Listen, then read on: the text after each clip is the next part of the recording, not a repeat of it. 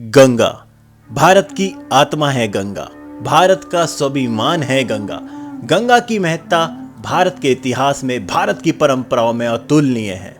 यूं तो हम जानते हैं कि गंगा की शुरुआत होती है देवप्रयाग से, जहां पर दो दिव्य धाराओं का के मिलन होता है, जहां से निर्माण होता है मां गंगा का। दोस्तों, आज की वीडियो में हम बात करेंगे उस पूर्व दिशा से आने वाली, बैकुंठ धाम से आने वाली दिव्य धारा अलकनंदा की, जो कि है उत्तराखंड की सबसे बड़ी और ताकतवर नदी। अलकनंदा के उद्गम के बारे में, उन पंचप्रयाग के बारे में भी जानेंगे। इसकी पूरी यात्रा के बारे में हम इस वीडियो में जानेंगे, तो वीडियो को अंत तक जरूर देखते रहे और कमेंट में हर हर गंगे जरूर लिखते जाएं।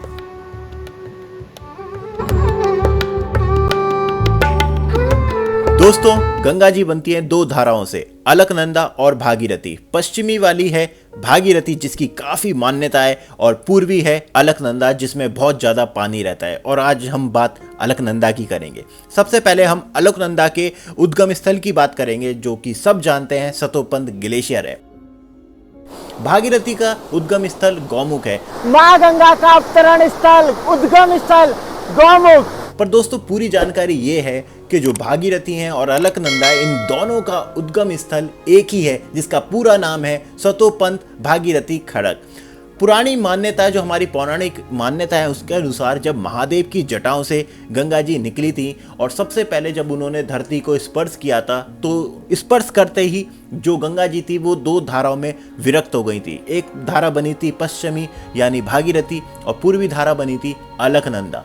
तो इस तरीके से इस दो धाराएं, जो कि विपरीत दिशाओं में बहती हैं, पर इनकी शुरुआत एक ही जगह, एक ही ग्लेशियर से होती है। अब बहुत जनों के मन में ये आता होगा कि गंगा जी अगर ये भागीरथी है तो अलकनंदा क्या है। दोस्तों, ये जो ग्लेशियर का साइज है ना, ये 40 से 50 किलोमीटर तो लंबा है। और आपको पता है, इसके आगे जाएंगे तो सीधा बद्रीनाथ का आ जाएगा अलकापुरी, जहाँ से इसका दूसरा भाग निकल रहा है, और वो है माँ अलकनंदा।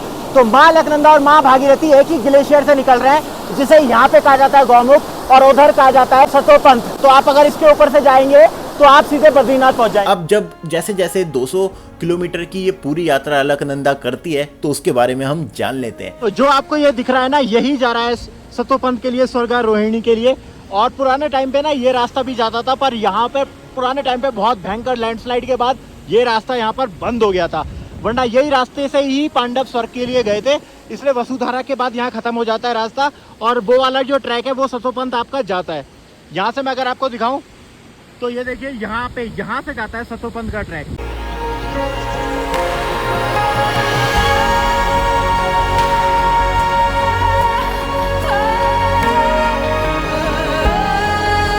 जैसी सतोपंथ घाटी से निकलती है, उसके बाद उसका सबसे पहला पड़ाव आता है माणा गांव। माणा गांव, जो कि आप जानते हैं कभी देश का आखिरी गांव हुआ करता था, अब देश का पहला गांव हो चुका है। यहाँ पे सर्वप्रथम इनमें मिलती है सरस्वती नदी, जो कि माणा में मिलती है।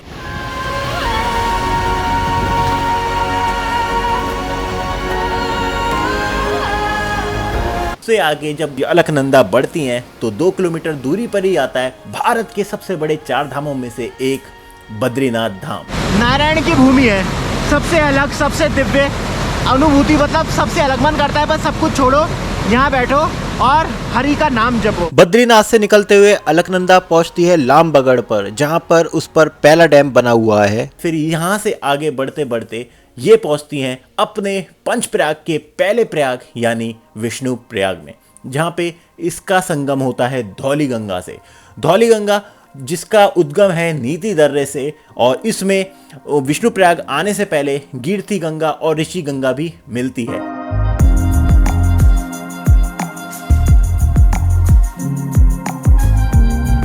ये संगम से आगे बढ़ती है तो थोड़ा आगे जाके ही अलकनंदा में एक और नदी आके मिलती है, जिसका नाम है कल्पगंगा। और उसके आगे थोड़ी और बढ़ती है तो उसके आगे मिलती है विरही गंगा। यहाँ से आगे अलकनंदा बढ़ती जाती है। उसके बाद आता है दूसरा संगम नंदप्रयाग। यहाँ पे नंदप्रयाग में नंदाकिनी आके अलकनंदा में मिलती है, जो कि निकलती है त्रिशूल ग्लेशियर से। जब यहाँ से थोड़ी आगे और अलकनंदा बढ़ती है, तब पहुँचती है तीसरे प्रयाग में, जिसका नाम है कर्णप्रयाग। दोस्तों, पहुंच चुके हैं एक और प्रमुख जो संगम है, जिसे प्रयाग बोलते हैं, कर्णप्रयाग। और ये आप मेरे सामने देख रहे हो, यही है कर्णप्रयाग संगम। यहाँ पे आप साफ साफ दो ऐसा कलर देख सकते हो नदियों का अलग अलग किस तरीके से मिल रहा है। जो आपको व्हाइट सी है वो तो है अलकनंदा, और ये बहुत ही ज्यादा मटमैली ये आ रही है पिंडर नदी पिंडारी ग्लेशियर से। इसके बाद अलकनंदा आगे बढ़ती रहती है और फिर वो पहुंचती है सबसे बड़े संगम में, दूसरा जो संगम है रुद्रप्रयाग में। रुद्रप्रयाग जो कि जिला भी है, और यहाँ पे अलकनंदा का संगम होता है मंदाकिनी से। मंदाकिनी जो कि आती है केदारनाथ धाम से। यहाँ पे संगम होने के बाद आगे और बढ़ती है। उसके बाद हमें मिलता है उत्तराखंड का जो सबसे खूबसूरत मंदिरों में से एक है, जो कि अलकनंदा के बीचों बीच जो मंदिर स्थित है, वो मंदिर मिलता है हमें धारी देवी मंदिर का। धारी देवी जिसके बारे में मान्यता है जब वो गुस्सा करती हैं तो क्षेत्र में प्रलय आ जाती है और उनकी खुशहाली से शांति आती है, और कहा जाता है कि चारधाम की आपदा में भी धारी देवी का रुष्ट होना ही एक बड़ा कारण था। उस वक्त यहाँ काम कर रही एक बिजली कंपनी ने माँ धारी देवी की मूर्ति को बिना किसी उचित विधि विधान के उनके मूल स्थान से हटा दिया था। यह घटना थी 16 जून 2013 की शाम 5:30 बजे। जैसे ही मूर्ति हटाई उसके ठीक आधे घंटे बाद केदारनाथ में भयंकर प्रलय आ गई थी और पूरा उत्तराखंड त्राही त्राही कर उठा था। हजारों लोगों की जान चली गई थी। फिर वापस धारी देवी की मूर्ति को उन्हीं के मूल स्थान पर स्थापित किया गया। इस त्रासदी में मंदिर भी बह गया था।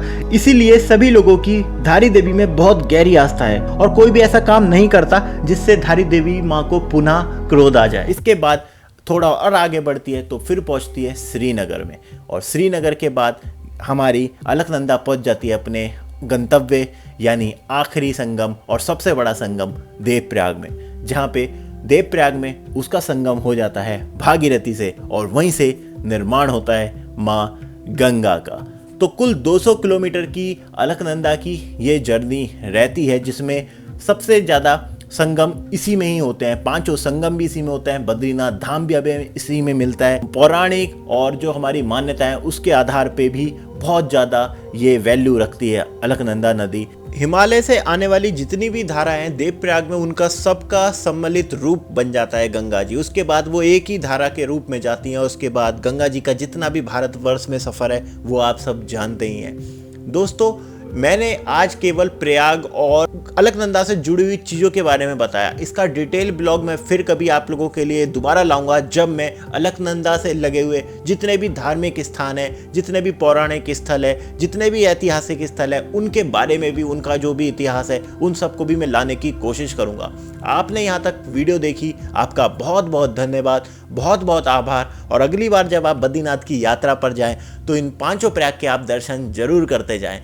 चैनल को आप सब्सक्राइब जरूर कर दीजिएगा, इस वीडियो को ज़्यादा से ज़्यादा शेयर भी करिएगा और अच्छे कमेंट करें। तो तब तक के लिए आपका बहुत बहुत धन्यवाद। हर हर महादेव, हर हर गंगे, जय उत्तराखंड, नमस्कार।